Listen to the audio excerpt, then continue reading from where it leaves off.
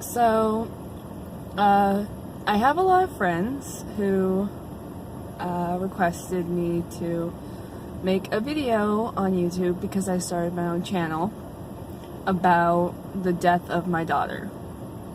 Now, I'm 21, gonna be 22 on February 4th, and I had my twin girls, perfect, healthy little girls.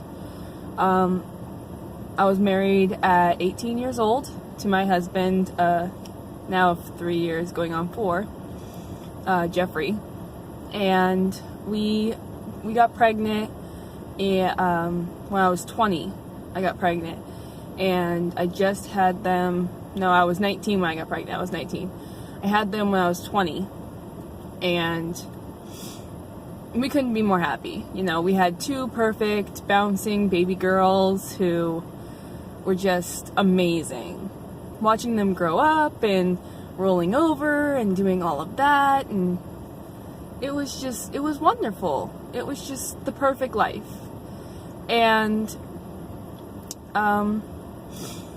they just had their 1-year birthday at the time, and September 1st is the first day we noticed that Lily was getting sick.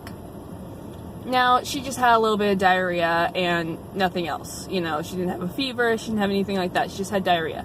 So we didn't think anything of it. We gave her, you know, anti-diarrhea medicine and Tylenol that, like, our primary caregiver told us to do. And we spent, you know, 2-3 days giving her that kind of stuff. On the 4th day, she started to get better. It was wonderful. She was happy, she was running around, she was eating, she was drinking, you know, and the entire time she was eating and drinking anyway, so it wasn't like it was a big deal or nothing. September 4th, about 9 o'clock at night, around 6, we went out. My family and I did, with the girls, and my husband had moved to Sheboygan, where we are now. It's in Wisconsin, if you don't know, from Texas, because he had a better job offer up here. And so my grandparents and I went out, and we decided we would go on a picnic. We went and got Wendy's, something like that, or what, I don't remember, but we got some kind of food and went to a picnic area, and we sat down, and she just started to crumble, you know. She couldn't stand on her own feet. I mean, she was dancing and stuff. She'd sit down and she'd dance and she'd have a good time and stuff, but like, she couldn't stand on her own feet. Her legs would wobble. And we got home and we decided that we'd take her to the hospital. We took her to the hospital in Paris, Texas. We took her to the emergency room, and she threw up. I told the doctor that while we were waiting in the emergency room to be seen, and they said if that happened to tell them, so I did. And they took us back. My grandma was there with me, and my grandpa was watching our other little girl, Alex. And we had Lily back there, and she was out in the hallway, you know, and because it was a busy weekend. It was a very busy weekend. They had people coming in for heart attacks and blowing their hands apart because they decided to play with fireworks and stuff. And but we were in the hallway, and the doctor came and saw us, and he said, "Do you understand just how sick she really is?" And you know, to begin with, my grandma and I, we didn't think anything of it. You know, we're like, okay, maybe she just needs some fluids. We'll go home, because that's what they made it feel like to begin with, was that she just needed some fluids, and we were going to go home and we were going to be fine. Well, that wasn't the case, unfortunately. We were in the hospital, and we were waiting, and we were waiting, and we were waiting, and we were waiting. And, you know, the doctor was coming to see us over and over and over again. And there was this one woman there who, she does the check-ins for everybody. I don't know if you know what that is and everything, but she's the one that takes all your information when you get back there.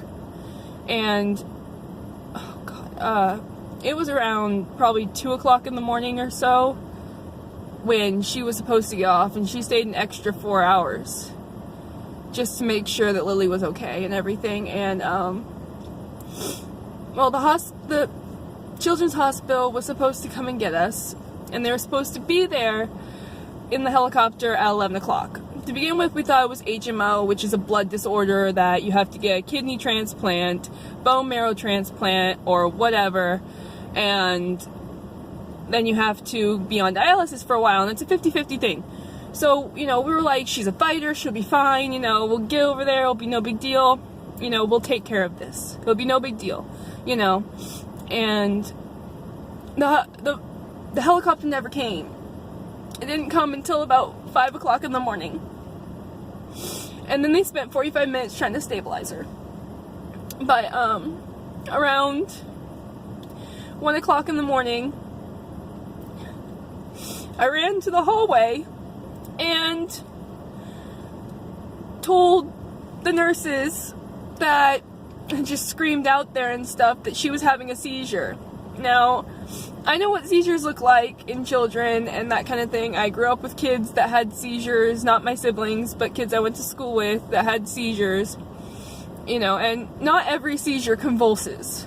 Not everybody that has seizures convulses. Sometimes their eyes just go hazy and they start to twitch. And that's what was happening to Lily. And I told them that, and they came in and they put her in a chemically induced coma at 1 o'clock in the morning.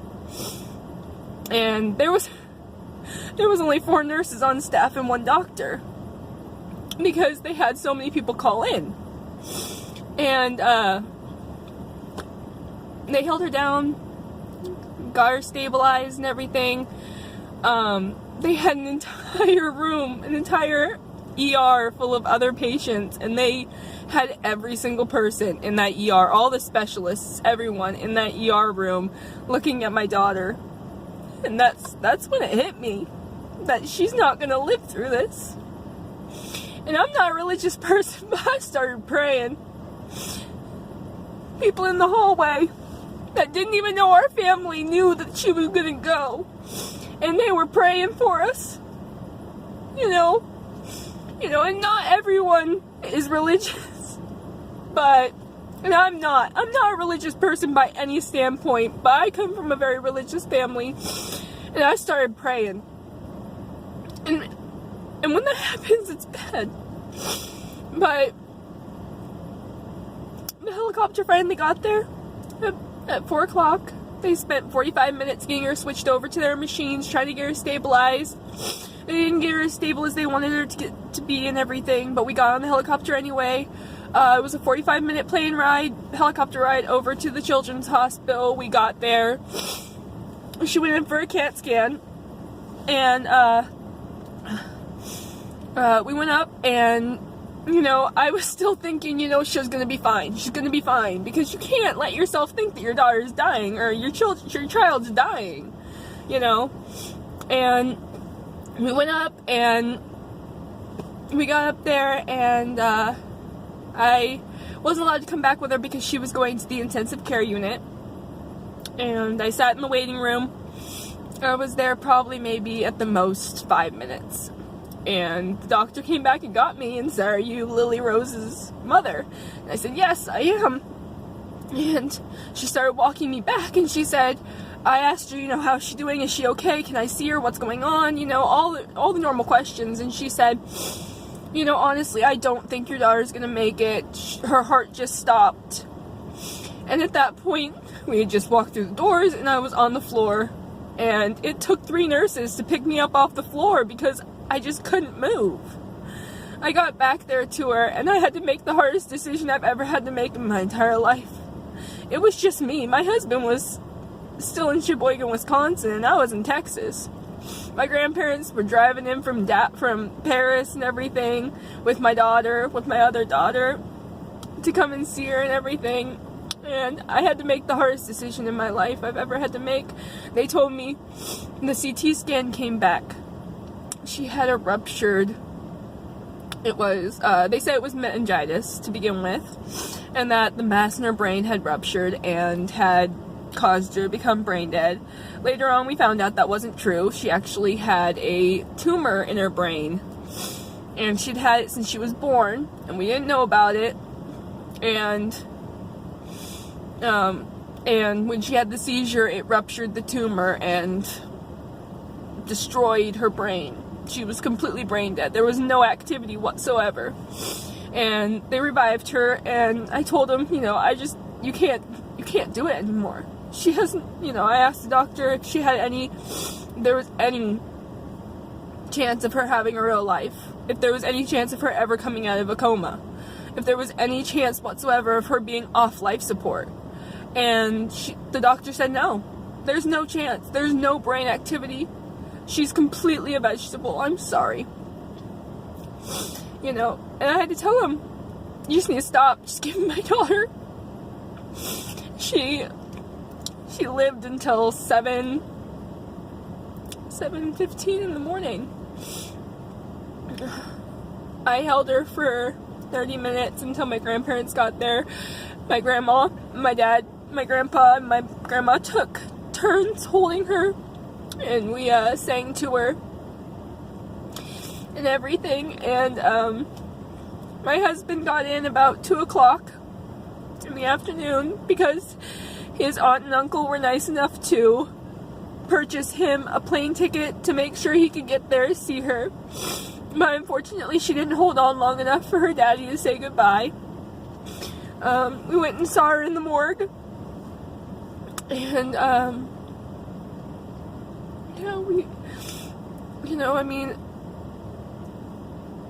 it was bad for a while. The aftermath of it was really bad for a while. Right now, he and I, we're together. We love each other.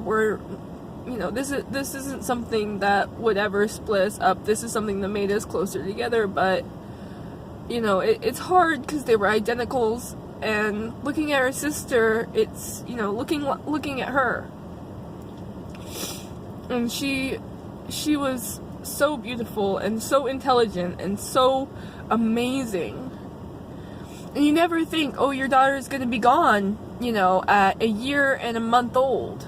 That's not going to happen. You're not going to lose your daughter at 15 months old, But it does happen. It happens a lot. It happens. But, I guess, honestly, the biggest thing that I can tell people from losing a child myself is it doesn't get easier, but you stop crying about the good times. You still love them. You still want them back. You may lose your faith in God if you're a religious person. You may lose your faith in humanity if you're not. But you'll get that back. You will slowly be able to think about the good times and no longer be upset about that. You won't cry over the good times anymore. You'll just, think of the good times and be happy that you had those with them. And you'll look at the pictures and you'll be so excited about the fact that you've got these wonderful pictures of your children, whether they be here or not. And I guess the biggest thing is, if you've lost a child, I know how you feel. There's a lot of us out there who can help you go through this. My mom helped me go through it, and at the time, we weren't talking. We were not even close to talking, and my mom, she's had many miscarriages. I have too, and she's lost kids and stuff after birth. They've died a couple minutes after that and stuff, or they were dead inside her and they had to be removed, and she was able to help me through it. And I think, honestly, that's the best thing you can do when you go through something like this, is meet with somebody, talk to somebody who has gone through it, who is on their 2nd, 3rd, 4th, 5th, 100th year of dealing with losing a child. and talk to them about it, and they'll be able to help you understand what's going on and help you get your faith back in humanity or your faith back in God. Just, you have to talk to somebody about it. You can't keep it bottled inside. You have to talk to somebody about it. And I don't care if that person's some random person you just met at the store. Every time you talk about it, the pain gets a little bit easier.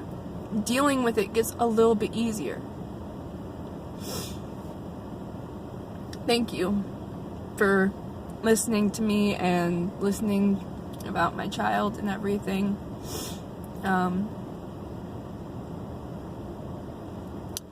I hope you have a wonderful day and you have a great life. Love you.